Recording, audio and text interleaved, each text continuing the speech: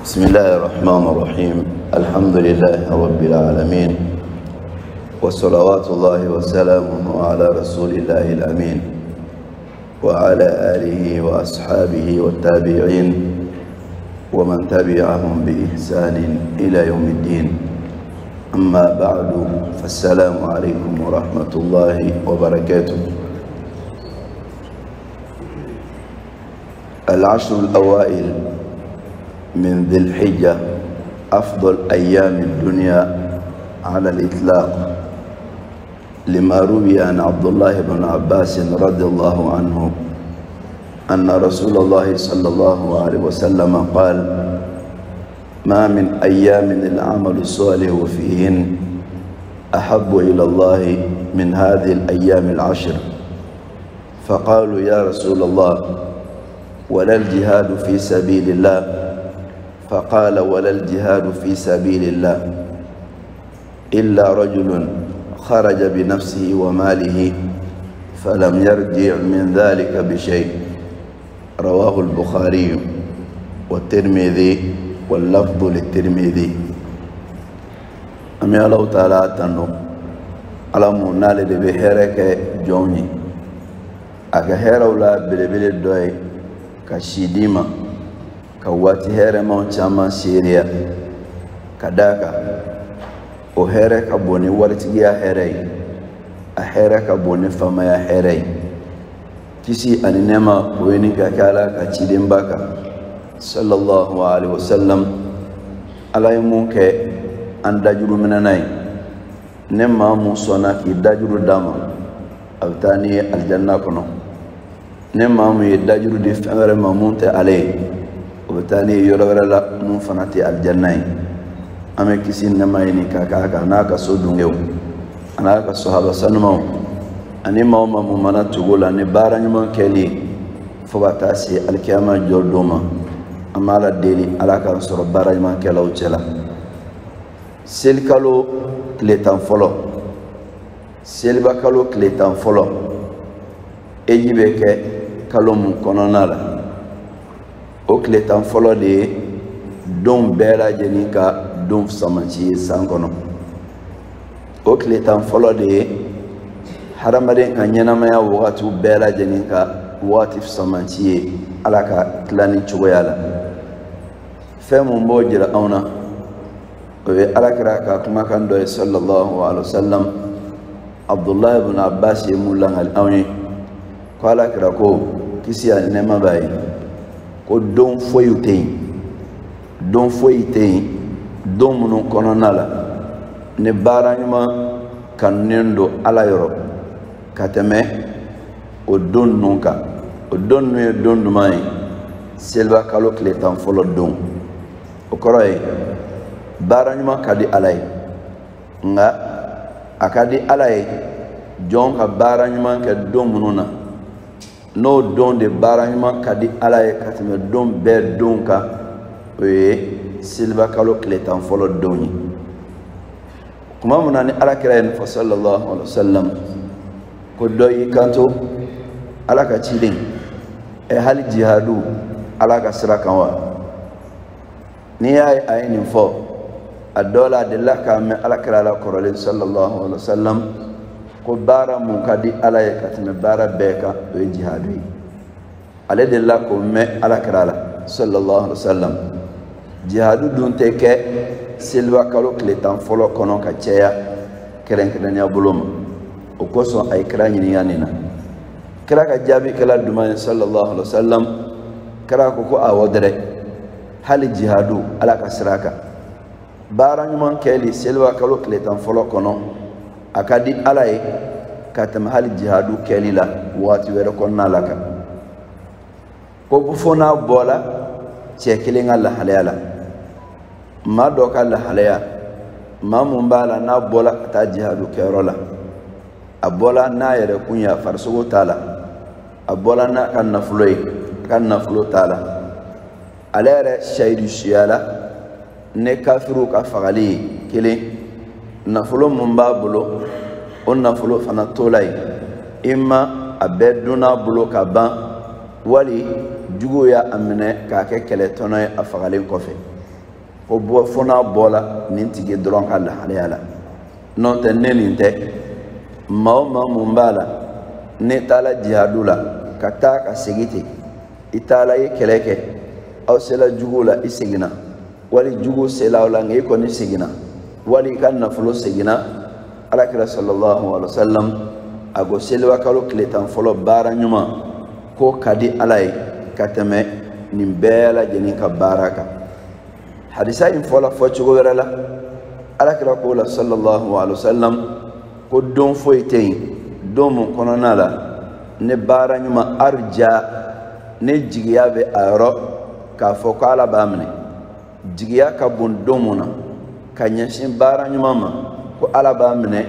ko donte sankono mun jigiya ka bon kateme ibe bara nyuma mun ka selwa kalo kletan fo ko nanaka hadisa fola fo chugo werala tuguni ko azka ko saniya ko ray dumay bara nyuma mun ni baake don sitei mun bara ka sanu alayro kateme ibe mun ka selwa kalo kletan folo kono nalaka ne fo chugo wera doy a fo chugo sabana yi dumay ka fara folo inka o ko a'zama ajra don sitei don mun bara nyuma saraka bon alayro kateme ibe mun ka selwa kalo kletan folo kono nalaka wala rakra sallallahu alaihi wasallam ayni fota ni chuwala ni sababu la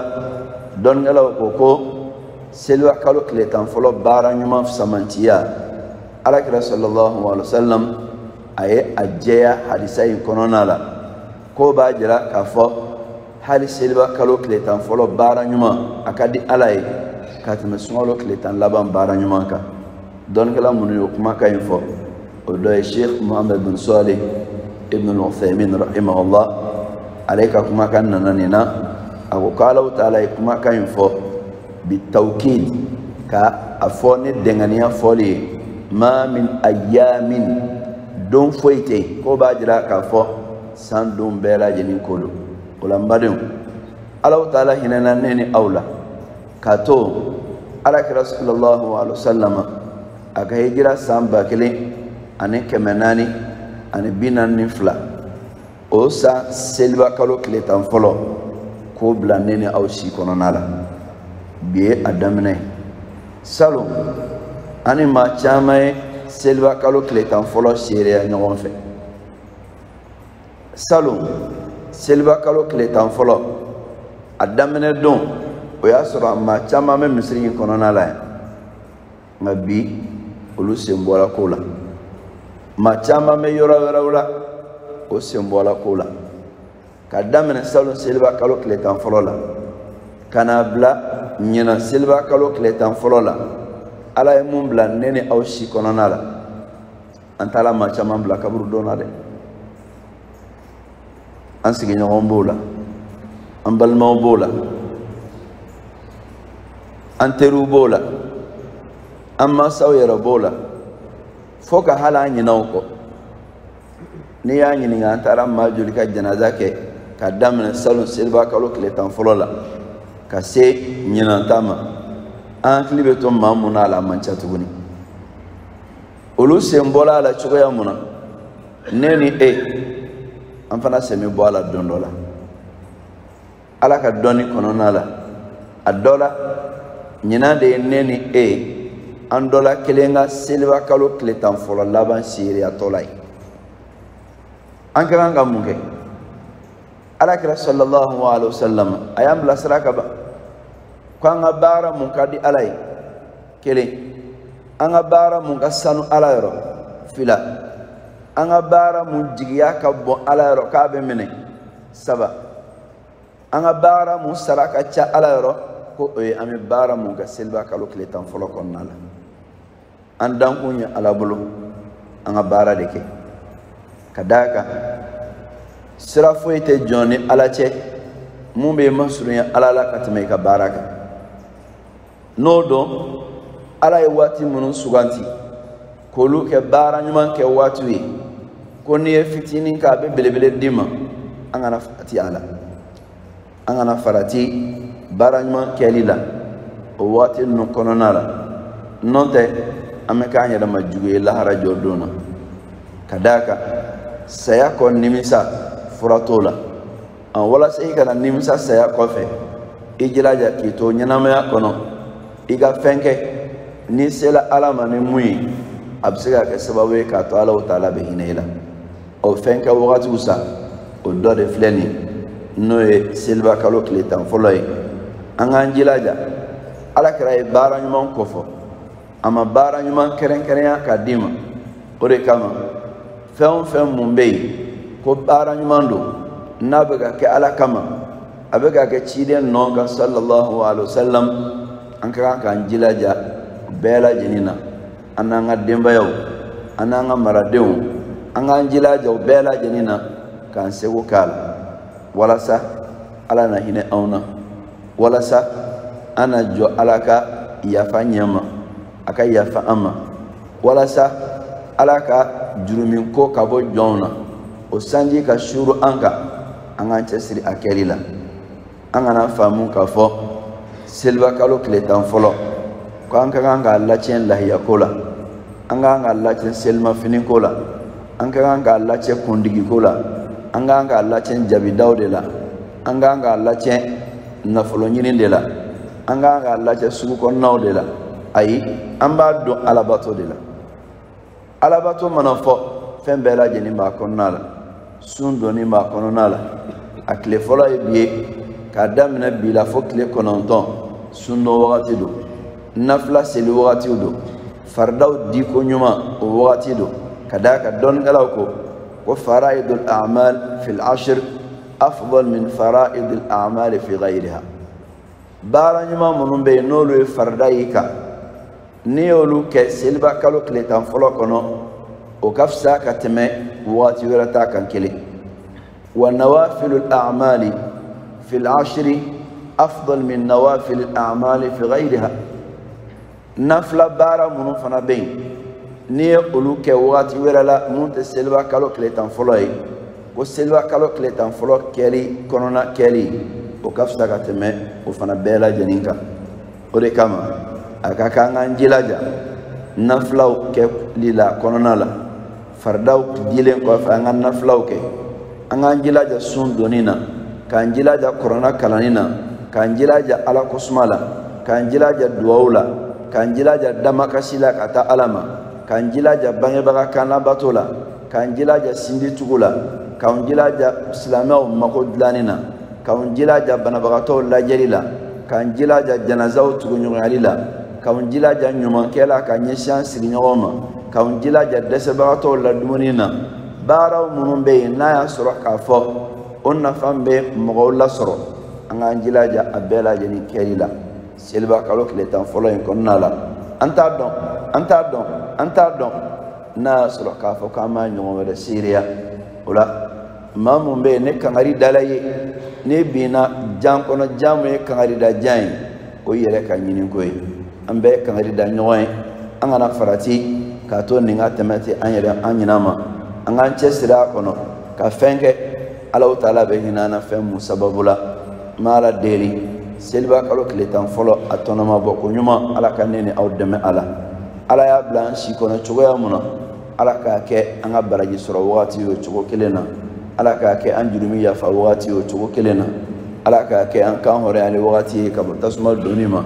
ala ka ke masuriya wati anali Allah taala ne nyonje ala ka ke ambulo bato wati ala ka kambulo korota wati ala ka kambulo do jabi wati ala ka time ko nyuma noya anyi anya damna seriya chogoya muna ala ka Allah ban fana jirano chogoya kelena ani mamunu jena anyogon doma sante melona ni ala yulu ni robbala nyina ka toambulo amala de ala ka hino bela jenina ala ka yafako mala ko kaburu noreya nene ayre fana ni rodanya kola mala de ala kana nimisala ala kana mbulu la ngulum ba kononala اللهم صل وسلم وبارك على عبدك ورسولك محمد وعلى آله وصحبه أجمعين وآخر دعوانا أن الحمد لله رب العالمين والسلام عليكم ورحمة الله وبركاته.